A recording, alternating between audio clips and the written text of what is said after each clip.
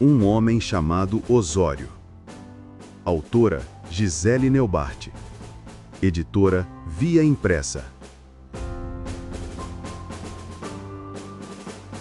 No vasto e turbulento palco da América do Sul do século XIX, onde impérios nasciam e caíam e nações lutavam por sua identidade, um homem emergiu das planícies varridas pelo vento do sul do Brasil. Sua vida não foi apenas uma sucessão de batalhas, mas o reflexo da própria alma de um país em formação. Ele foi guerreiro, diplomata, político e, acima de tudo, um símbolo de integridade em uma era de extremos. Esta é a história de Manuel Luiz Osório, o Marquês do Herval, o homem que se tornou lenda, o Centauro dos Pampas. Nascido em 1808, em uma estância remota na fronteira, Osório era filho de sua terra. Sua infância não foi marcada pelo luxo da corte no Rio de Janeiro, mas pela rusticidade e pelos desafios constantes da vida nos Pampas. Filho de um militar e neto de imigrantes açorianos, ele cresceu em um ambiente onde a bravura era uma necessidade e a lealdade uma virtude. Enquanto outros meninos brincavam com brinquedos, Osório, apelidado de flagelo da casa por sua energia inesgotável, organizava batalhas imaginárias com ossos de gado, comandando seus amigos com um instinto de liderança que já se mostrava nato. Sua educação formal foi modesta, mas sua verdadeira escola foi a natureza selvagem e as histórias de seu pai, um veterano militar que lhe incutiu os valores da honra e do dever. Aos 15 anos, o destino o convocou. Seu pai, reconhecendo o potencial do filho, determinou que ele deveria seguir a carreira militar. Embora o jovem Manuel nutrisse o desejo de estudar, ele aceitou a decisão com a obediência e a seriedade que o caracterizariam por toda a vida. Mal sabia ele que sua jornada o levaria a campos de batalha que definiriam o futuro de nações. Seu batismo de fogo veio na Guerra da Cisplatina, um conflito que opôs o Império do Brasil às Províncias Unidas do Rio da Prata pelo controle do que hoje é o Uruguai. Foi na Batalha de Sarandi, em 1825, que o nome de Osório foi ouvido pela primeira vez com admiração e espanto. Com apenas 17 anos, ele se viu em meio a uma derrota iminente. O exército brasileiro, desorganizado, batia em retirada caótica. Em um momento que exigia uma decisão de vida ou morte, Osório recusou-se a ceder ao pânico. Com um punhado de homens, ele bradou as palavras que ecoariam em sua lenda: "Vamos, companheiros, ao cerco. Um único meio de salvação nos resta: rompê-lo. Coragem." Liderando uma carga desesperada e furiosa, ele rompeu as linhas inimigas, criando uma brecha que permitiu a retirada segura do restante de suas forças. Este ato de bravura quase suicida não apenas salvou vidas, mas forjou sua reputação. Foi ali que seu comandante, o coronel Bento Manuel, em um gesto de profundo respeito, lhe presenteou com sua própria lança, declarando: "Hei de legar-lhe a minha lança, alferes, porque a levará onde a tenho levado." Aquela lança se tornaria um símbolo de sua liderança indomável. Em 1835, uma nova e mais profunda crise abalou sua terra natal. A Revolução Farroupilha, a mais longa guerra civil do Brasil, colocou gaúcho contra gaúcho. Os estancieiros, revoltados com os altos impostos e o descaso do governo central, declararam uma república independente. Osório, agora um oficial experiente e um liberal por convicção, encontrava-se num profundo dilema.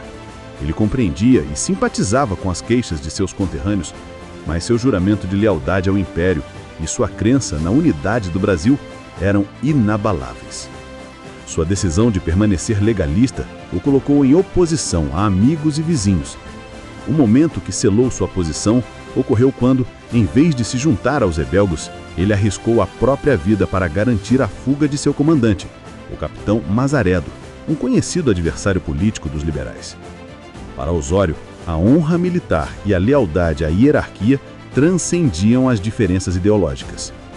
Durante 10 anos de conflito, ele lutou com distinção, e sua habilidade em combate e sua integridade moral chamaram a atenção de um homem que mudaria o curso da guerra e de sua vida. Luiz Alves de Lima e Silva, o futuro Duque de Caxias. Caxias, o mestre da estratégia e da pacificação, viu em Osório o líder de campo perfeito. corajoso, carismático e profundamente respeitado por seus homens. Juntos, eles formaram uma parceria formidável que foi fundamental para pôr fim à Revolução e reintegrar o Rio Grande do Sul ao Império.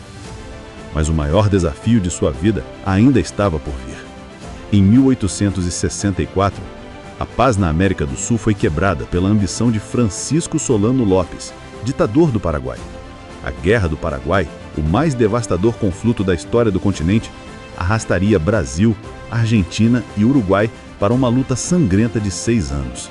Osório, agora um general experiente, foi um dos primeiros a alertar o Império sobre o perigo que Lopes representava, mas seus avisos foram ignorados.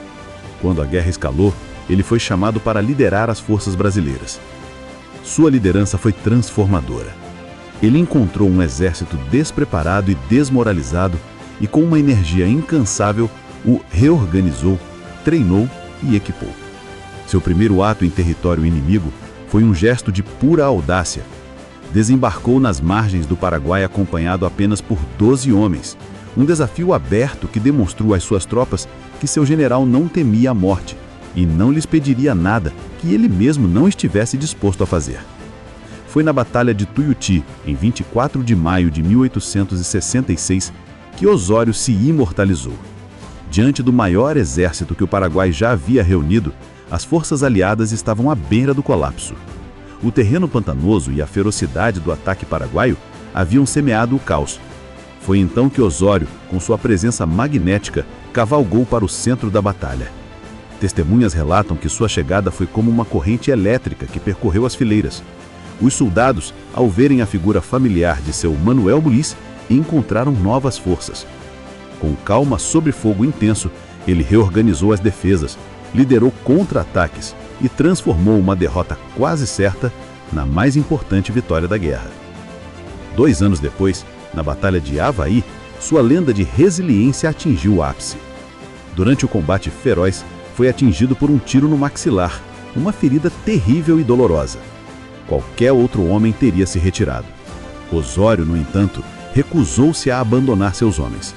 Cobrindo o rosto ensanguentado com seu poncho, ele continuou no comando, sua determinação inabalável inspirando suas tropas a uma vitória esmagadora. A ferida lhe daria sequelas permanentes, mas também com a aura de um herói que superava a própria dor em nome do dever. Com o fim da guerra, Osório retornou ao Brasil não apenas como um herói, mas como uma das figuras mais respeitadas e amadas do país. Sua fama o levou à política, onde foi eleito senador do Império e depois nomeado ministro da Guerra. Na arena política, ele lutou com a mesma paixão que lutara nos campos de batalha, defendendo a modernização do exército e os interesses de sua província. No entanto, o mundo das intrigas da corte o desiludiu. Ele, um homem de ações diretas e lealdades claras, sentia-se deslocado entre as manobras e traições políticas que chegaram a abalar sua longa amizade com Caxias. Em seus últimos anos, a saúde, minada pela ferida da guerra, começou a falhar. Mesmo em seu leito de morte, sua preocupação era com o futuro do Brasil. Ele faleceu em 1879 e sua morte mergulhou a nação em luto. Suas últimas palavras foram um testamento de sua vida: tranquilo, independente, pátria, sacrifício. O legado de Manuel Luiz Osório é vasto e duradouro. Ele é o eterno patrono da arma de cavalaria do Exército Brasileiro. Monumentos em sua homenagem se erguem por todo o país e seu nome batiza cidades e ruas. Mas sua maior herança não está no bronze das estátuas, mas sim no exemplo que deixou. Um exemplo de coragem inabalável, de liderança que inspira pelo exemplo e de uma lealdade à pátria que se sobrepôs a todas as divisões. Em uma citação que revela a profundidade de sua alma, Osório, o guerreiro, confessou seu maior desejo: a data mais feliz da minha vida seria aquela em que me dessem a notícia de que os povos civilizados festejavam sua confraternização, queimando seus arsenais. A história de Osório é a história de um homem que, forjado na dureza da fronteira, se tornou um pilar na construção de uma nação, um herói cujo espírito ainda cavalga, livre e imortal, pelos pampas da memória brasileira.